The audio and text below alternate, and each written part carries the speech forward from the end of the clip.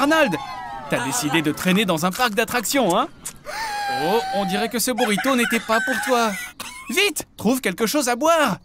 Arnold, attends. Personne ne sait ce qu'il peut y avoir dans ce genre de magasin de magie. Bien, puisque tu as réussi à résoudre ton petit problème de nourriture mexicaine, allons nous amuser un peu. Quelle file d'attente énorme. On dirait bien que tu vas devoir attendre un peu. Ou bien...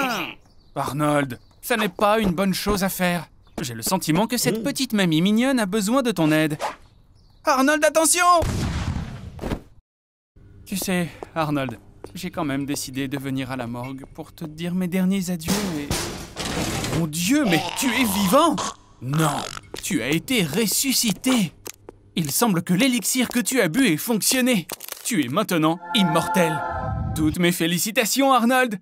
Tu vas maintenant devenir l'organisme qui vit le plus longtemps sur Terre. Ton corps peut à présent se régénérer. Et le terme « sénescence cellulaire » n'est plus seulement qu'une blague pour toi.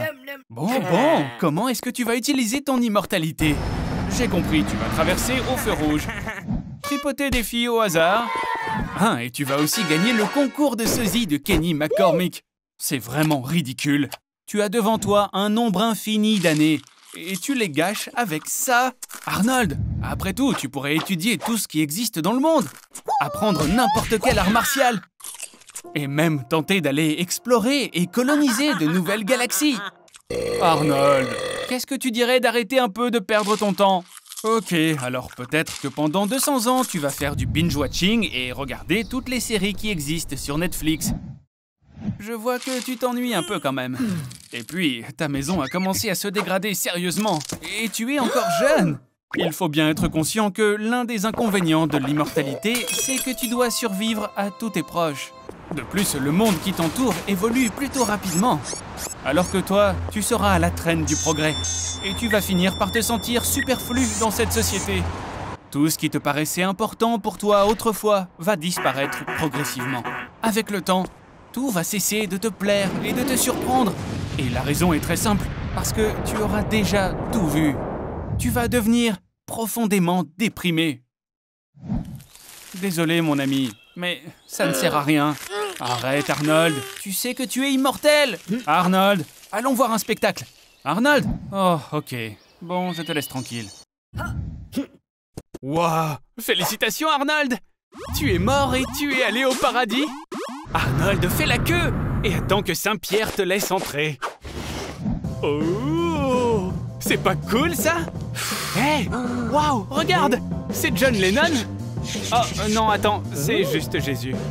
Ici, il y a même un mur avec tout plein de peintures de Dieu réalisées par de grands artistes historiques. Dans les temps anciens, les gens croyaient que Dieu était terrifiant et assoiffé de sang. Par exemple, les Aztèques sacrifiaient constamment des gens à leur dieu Huitzilopochtli, et ce, pour qu'il pleuve. Les anciens dieux grecs personnifiaient des qualités humaines ou des phénomènes naturels.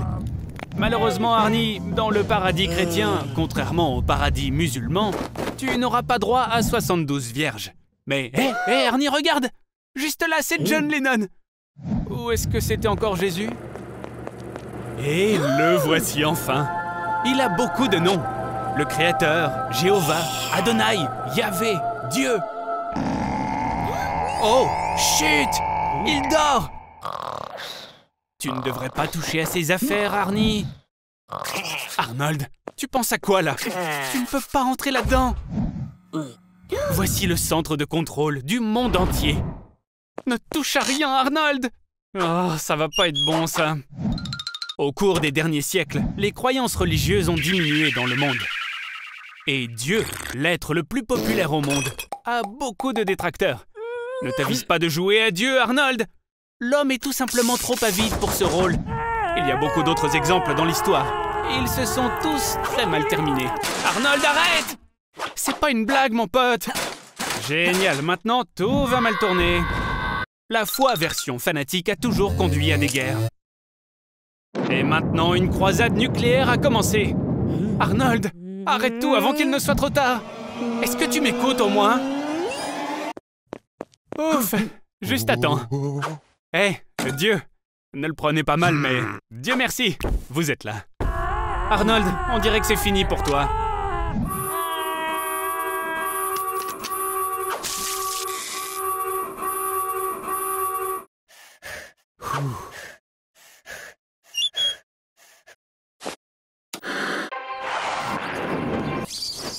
Qu'est-ce qui pourrait être plus merveilleux qu'une promenade d'été dans un parc?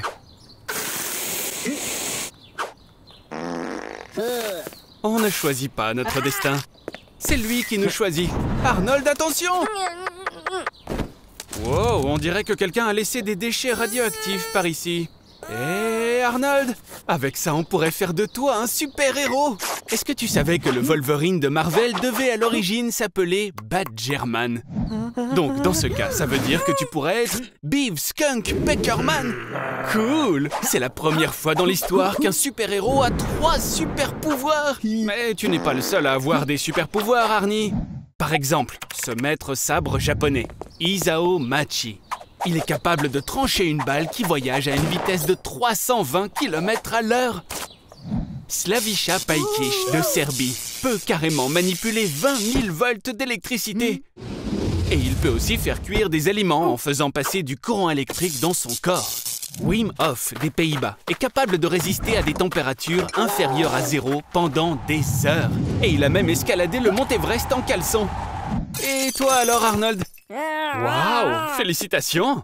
Je vois que tu as maintenant la capacité de planter des clous avec ton crâne, de construire des barrages et même d'élever de super moucherons sur ton corps. Mais sérieusement, si tu penses que tes super pouvoirs sont ridicules, regarde plutôt Doc Velder de DC Comics, dont le pouvoir est de souder des chiens à ses ennemis. Et Zeitgeist des X-Men, qui, après une nuit complète de beuverie, a découvert qu'il avait la capacité de vomir de l'acide. Savais-tu que la valeur nette de Batman est de 98 milliards de dollars? On dirait qu'être un super-héros peut être une activité très lucrative. Et le tout premier exemplaire de la bande dessinée Superman a été vendu aux enchères pour 3,5 millions de dollars. Et à en juger par le nombre de requêtes sur Google, Spider-Man est maintenant plus populaire que le président des États-Unis. Arnold, je sais que tout ça est plutôt très cool, mais tout de même, le travail principal d'un super-héros n'est pas de se prélasser dans sa gloire, mais de se battre pour le bien. Eh oh les mecs, le monde est en danger. Le monde est condamné sans vous. Ok, au moins, je vous aurais prévenu. Il s'agit de la première peau humaine au monde issue de la bio-ingénierie. En 2011, des scientifiques hollandais ont créé une chèvre qui pouvait produire une base de toile d'araignée dans son lait et ont ensuite transformé ce matériel en peau humaine. Cette peau est 15 fois plus résistante que l'acier et elle peut arrêter des balles de calibre 5,56. L'étude est officiellement terminée. Mais si les expériences se poursuivaient en secret... Félicitations Arnold, tu viens de te porter volontaire pour le test de la peau par balle. Waouh! Tu es toujours en vie, Superman? Alors c'est un test réussi. Hé Arnie, ces mecs ont plutôt l'air satisfaits du résultat, mais ils veulent faire monter les enchères. Un lance-grenade tire une grenade de son canon à une vitesse de 120 mètres par seconde. Et elle peut percer 50 cm d'armature en acier. Maintenant, il nous faudrait quelque chose d'un peu plus sérieux. Par exemple, une peau en fullerène. C'est le matériau le plus solide connu de toute la science, un allotrope du carbone. Et il est 200 fois plus résistant que l'acier le plus solide. Félicitations Arnie, ta peau en fullerène peut résister à une grenade propulsée par fusée. Ce qui, bien sûr, ne pourra pas être le cas de ton cerveau. L'onde de choc l'a transformé en une gelée de bleuets. Heureusement, tu te trouves dans un laboratoire super secret. C'est ça, Arnold, c'est le moment idéal pour s'enfuir. Après tout, maintenant, les armes automatiques ne peuvent plus te faire de mal. En fait, on ne pourrait même pas t'étrangler. Et même te faire renverser par une voiture ne te ferait pas de mal. Mais ta force, Arnie, petite mauviette, elle n'a pas vraiment changé. Par contre, comme on peut maintenant le constater, tu as des nerfs faits d'acier. Mais le problème, Arnold, c'est que maintenant, tu vas devoir te cacher toute ta vie pour que personne ne sache que tu as une super peau. Attends, quoi? Ah, je vois, Arnie, tu ferais n'importe quoi pour être apprécié des autres. Eh bien, chacun son métier. Le Dr Joe a une formule secrète qui peut apaiser n'importe quelle douleur. Mais vous, les roux, vous avez besoin de plus d'anesthésie que les gens ordinaires. Cela est dû au gène qui vous donne la couleur des cheveux roux. Notre corps est composé d'un très grand nombre de cellules. Pour qu'elles puissent interagir, il existe des protéines spéciales dans la membrane cellulaire, les canaux ioniques. Les canaux ioniques sont un peu comme des portes pour les sens. Grâce à eux, nous pouvons sentir le chaud et le froid, sentir, goûter, mais aussi ressentir la douleur. Tu peux manger beaucoup de chocolat, Arnold. Il est scientifiquement prouvé que le chocolat peut provoquer des maux de tête. Mais peut-être, Arnold, que ce défaut peut te convenir, puisque tu n'auras plus jamais à ressentir la douleur physique que je dois t'infliger. Mais ne te réjouis pas tout de suite, mon pote. La douleur peut aussi être émotionnelle. Alors, tiens bon. Par exemple, l'amour non partagé. Ce type de douleur est ressenti par les personnes qui ont vendu leur Bitcoin en 2015. Arnie, mon ami, allez, courage! Tu ne ressens pas la douleur et ça peut aider à mettre en valeur ton individualité. Par exemple, tu peux insérer un diamant dans ton front. Tout comme le célèbre rappeur Lil Uzi Vert. Il existe des personnes dans le monde qui ne ressentent aucune douleur. C'est la conséquence d'un défaut du gène SCN9A. Ces personnes peuvent distinguer le froid et le chaud.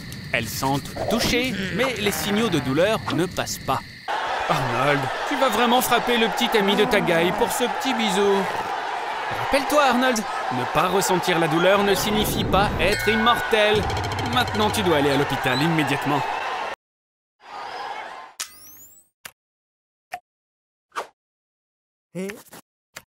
On dirait bien qu'Elon Musk veut savoir si on peut développer des capacités télépathiques chez un être humain. Ne t'inquiète pas, Arnold. Ils te laisseront partir si tu réponds correctement. Alors, devine ce qu'il y a sur la photo. Eh non. Essayons celle-ci. Non plus. Allez, reprends-toi, mec.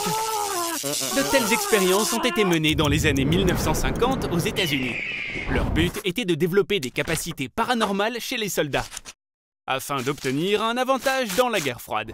Les cobayes ont reçu du LSD, car le LSD augmente considérablement l'activité des connexions neuronales.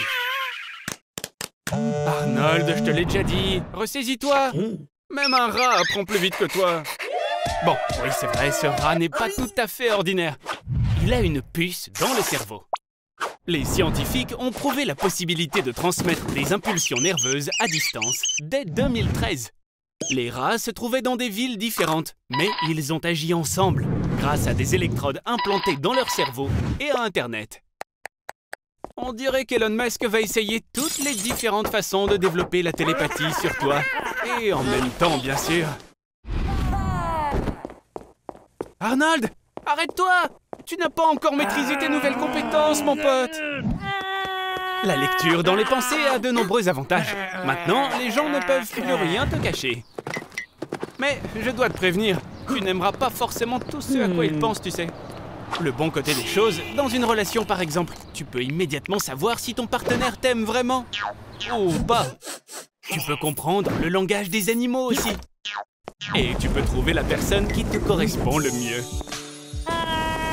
Mais que se passerait-il si tous les gens pouvaient lire dans les pensées des autres? Un monde idéal, sans mensonge ni cachotterie aucune. Oh, peut-être pas. Bonjour, monsieur. Ne vous vexez pas s'il pense que votre nez est trop boutonneux. Oh, bon sang. Mais c'est un vrai désastre. Non, Arnie! Arrête! N'y pense même pas. Oh. Hé! Arrête de manger dans le magasin! Ces légumes sont des OGM, des organismes génétiquement modifiés. Cette tomate contient un gène de ver à soie. Et ton concombre, le normal, celui de tous les jours, possède une similarité de 40% avec un humain d'un point de vue génétique. Mais n'aie pas peur, les OGM ne font pas peur. Et tu sais quoi? Je sais exactement comment te le prouver. Faisons une modification génétique de... Toi, Arnold? Bon, c'est illégal de faire de telles expériences sur des êtres humains. Mais en 2018, 2 bébés génétiquement modifiés sont nés en Chine. Ils ont été programmés pour avoir une immunité contre le VIH. À présent, nous sommes dans le laboratoire super top secret du Pentagone. Ici, ils produisent principalement des soldats OGM. Écoute ça, il existe une nouvelle technologie appelée CRISPR-Cas9. Elle permet d'implanter l'ADN d'un organisme dans l'ADN d'un autre. Un poisson ordinaire a été implanté avec les gènes d'une méduse bioluminescente pour qu'il puisse luire lui aussi. Maintenant, c'est un poisson luisant. Les légumes, eux, sont modifiés pour une conservation plus longue et un meilleur goût.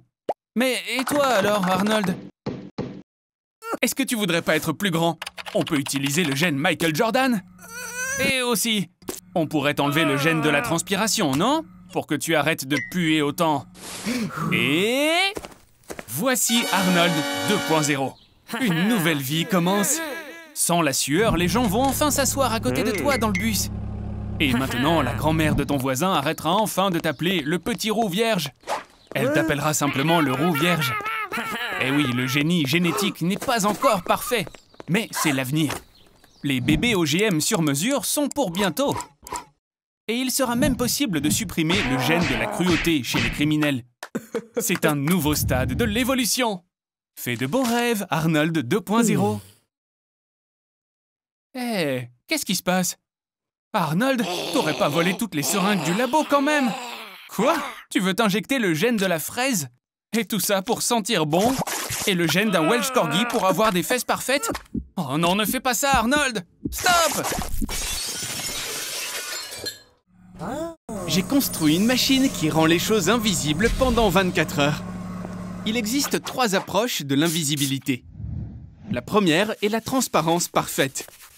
Malheureusement, on n'arrive pas trop à faire ça encore. La deuxième est le camouflage. Le camouflage, c'est quand les rayons lumineux qui émanent de l'objet correspondent aux rayons qu'on s'attendrait à voir en l'absence de cet objet. Et c'est exactement ce que fait mon appareil.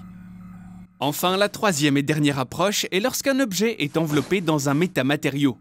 Quelque chose comme un chapeau invisible, qui transforme la trajectoire des rayons lumineux pour qu'ils semblent inchangés. Maintenant, on va essayer ça sur une pizza. Imagine, si tout fonctionne, ça sera une pizza que tu n'auras pas à partager avec tes amis. Bon, je lance le premier interrupteur.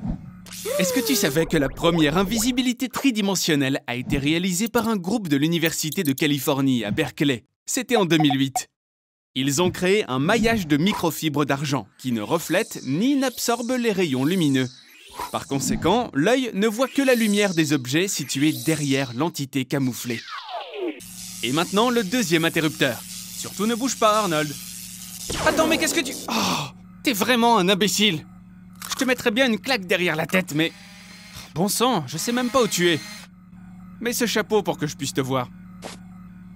Ok, donc, maintenant, tu as 24 heures. Qu'est-ce que tu vas faire? C'est ça, qui aurait pu douter que c'est là que tu irais en premier? Si ma machine fonctionnait selon le principe de l'invisibilité, tu deviendrais complètement aveugle. Parce que l'indice de réfraction des corps qui sont devenus invisibles deviendrait égal à l'indice de réfraction de l'air. Et les lentilles de tes yeux perdraient la capacité de réfracter les rayons lumineux et de les concentrer sur la rétine. La rétine elle-même ne serait pas en mesure non plus d'absorber la lumière visible avec ses bâtonnets et ses cônes, en raison de l'invisibilité de son corps. Mais à ce que je peux constater, ta vue semble être plutôt bonne, non? Espèce d'ignare baveux. Bon, maintenant que la salle est fermée, on pourrait pas faire autre chose? Il te reste 18 heures. Je veux dire, peut-être quelque chose d'un peu plus important. Espèce de crétin à la petite tête. Et après tout, tu pourrais révéler de terribles secrets, réaliser des exploits incroyables.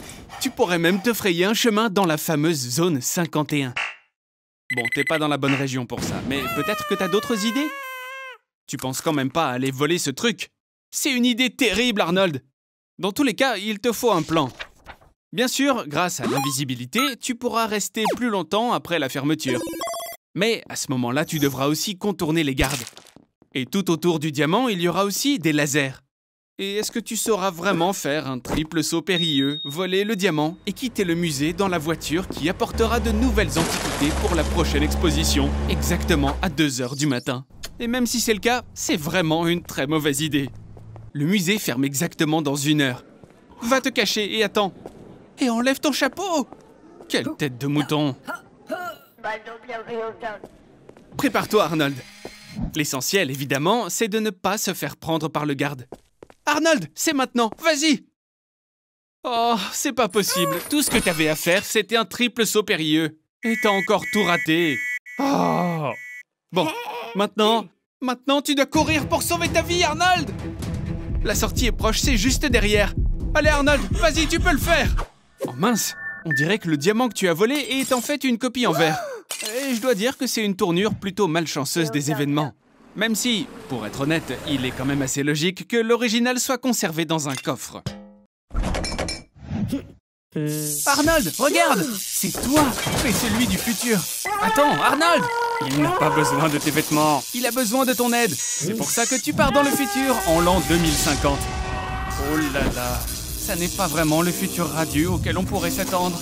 C'est vrai, en 2050, la Terre souffre énormément du réchauffement climatique. La population totale de la planète est passée à plus de 10 milliards d'habitants. Et cette surpopulation a provoqué une pénurie d'eau douce. T'imagines ça? La planète est au bord de la destruction. Et qu'est-ce qu'ils font tous? Ils se battent pour du Pepsi. Bon, revenons à notre mission. En l'an 2050, tout le monde porte des implants cybernétiques. Et compte tenu du fait que les drones ennemis peuvent détecter les implants à une distance de 10 km, toi, petit Arnold, tu es la personne la plus indétectable et invulnérable en l'an 2050.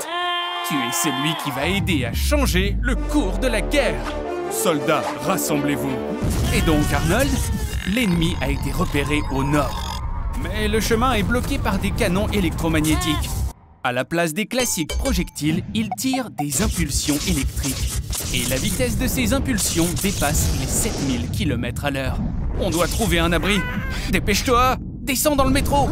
Tu as échappé aux armes, Arnold. Mais il y a d'autres problèmes maintenant. Les drones détectés par les scanners. Ne t'inquiète pas, Arnold. Rappelle-toi, ces drones ne te remarqueront même pas. Tu dois juste te frayer un chemin pour pouvoir couper le courant. Bien joué, Arnold! Le futur n'était pas encore prêt pour des gens comme toi. Continue, mon pote. Tu y es presque. Il est temps d'atteindre la surface.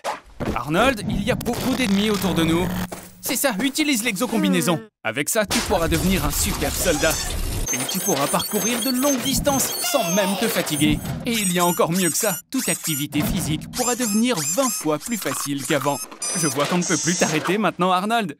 Bon, il ne reste plus qu'à savoir comment on se sert de toutes ces commandes. Arnold, non! Tu viens de tuer ta propre version du futur. Ok, bon, pas le temps de se lamenter. Tes ennemis arrivent. Tu as un lance-flamme, utilise-le! Oh ouais, je crois que personne n'a jamais pensé qu'un jour ça pourrait arriver à Hollywood. Arnold, attention! Une fusée! Arnold? Arnold! Est-ce que ça va? Arnold, tu as été gravement blessé. Alors les docteurs t'ont fait une petite mise à jour.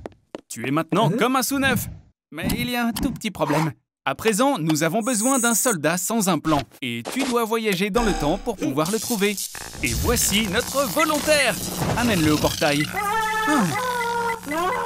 Lors de cette conférence, Elon Musk démontrera le processus d'installation d'une micropuce avancée dans le cerveau de ces petits singes tout mignons. Et dans un futur proche, dans le cerveau d'une personne. Arnold, bon sang, arrête de taquiner ces primates avec tes clés. Tu vois? Super. Bon, tu l'as bien cherché, mon pote. Vraiment, je comprends pas comment Elon Musk a pu inviter un tel imbécile à sa conférence. D'un point de vue purement scientifique, Neuralink est un appareil plutôt simple. C'est un ensemble d'électrodes qui transmettent des impulsions électriques depuis les neurones du cerveau jusqu'à un ordinateur. Mais d'un point de vue plus technique, c'est un appareil incroyablement complexe. Imaginez que le cerveau est une grosse boule de fil extraordinairement emmêlée et qu'on doit y connecter quelque chose avec beaucoup de soin sans rien endommager. Arnold, cours! Il est temps de payer ton stationnement, sinon c'est une dépanneuse qui va prendre ta voiture. On doit récupérer les clés le plus vite possible, et c'est le chimpanzé qui les a. Ouh, avec des prix de stationnement comme cela, tu vas te retrouver à manger des pâtes jusqu'à la fin du mois, on dirait. Et si tu mettais un costume de singe, t'auras plus de chance comme ça. Fais-moi confiance. Bon, je sais que ça sent le fromage de chèvre, mais c'est juste pour 5 minutes, allons. Allez, vas-y mon Arnold, tu peux le faire. Hé mec, où est-ce que tu l'emmènes comme ça? Je suis le seul à pouvoir faire des expériences sur lui. Elon, s'il te plaît, sois gentil avec Arnold. En même temps, à qui je suis en train de parler là? Je ne suis qu'une toute petite voix dans la tête de cet idiot. Le cerveau d'Arnold a presque la même taille que celui d'un primate. Et cette version de la puce lui conviendra parfaitement. Grâce au Neuralink et au Wi-Fi, Arnold peut maintenant communiquer avec les autres propriétaires de cet appareil, et cela rien qu'avec le pouvoir de la pensée. Il bénéficie également d'une augmentation considérable de la vitesse d'interaction avec tout l'Internet.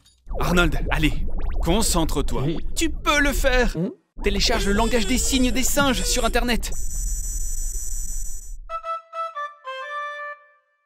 Je n'ai jamais douté que tu y arriverais, Arnold. Mais je n'ai jamais pensé que t'allais faire traîner les choses toute la journée. En fait, je te croyais si stupide que même la puce Neuralink ne pouvait pas t'aider.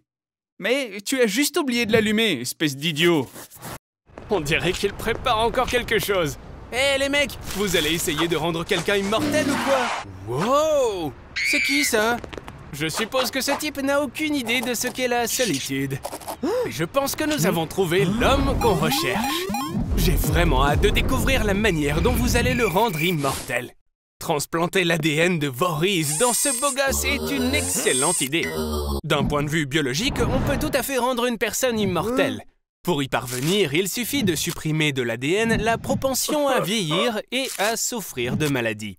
Mais aujourd'hui, Snot et Gob essaient de comprendre comment peut-on tuer quelque chose qui est immortel. Premier test, la téléportation. Pour déplacer un objet d'un point A à un point B, tu dois déplacer tous les atomes et les neuroconnexions exactement comme ils étaient dans l'original. Après cela, l'original doit être détruit et il ne reste que la copie parfaite. Donc, théoriquement, la téléportation tue à la fois un mortel et un immortel. Je m'attendais à un résultat légèrement différent, mais il est bien trop tôt pour abandonner. Nous avons ici un bain alcalin qui peut dissoudre toute créature vivante. C'est vraiment dommage que ces extraterrestres n'aient jamais regardé Breaking Bad, parce que si c'était le cas, ils sauraient déjà que le mélange alcalin dissout une baignoire plus vite que le corps humain. Je pense que le prochain test va te tuer à coup sûr, le beau gosse. Il va commencer par détruire ton cerveau. Personne sur cette planète ne peut supporter quelque chose comme ça pendant plus d'une journée.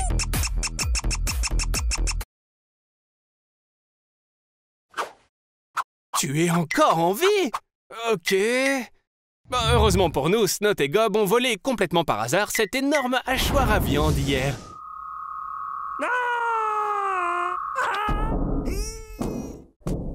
Qu'est-ce qu'on attend là? Le hachoir à viande ne va pas se mettre en marche tout seul.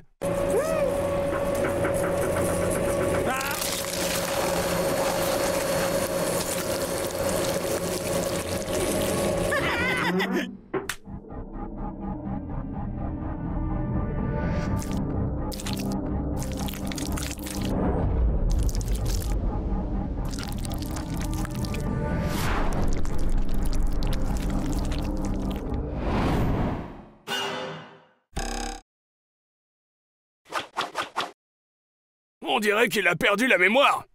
Plus précisément, toutes ses connexions neuronales ont été détruites. Et son esprit est comme une feuille blanche très pure.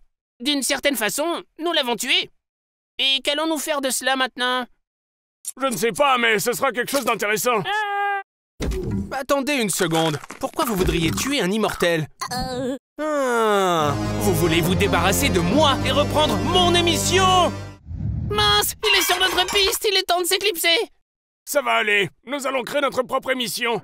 Et nous allons être géniaux. Dégagez! Mec, je suis vraiment désolé. Je ne t'ai même pas demandé ton prénom. Oh, Arnold. Heureux de faire ta connaissance.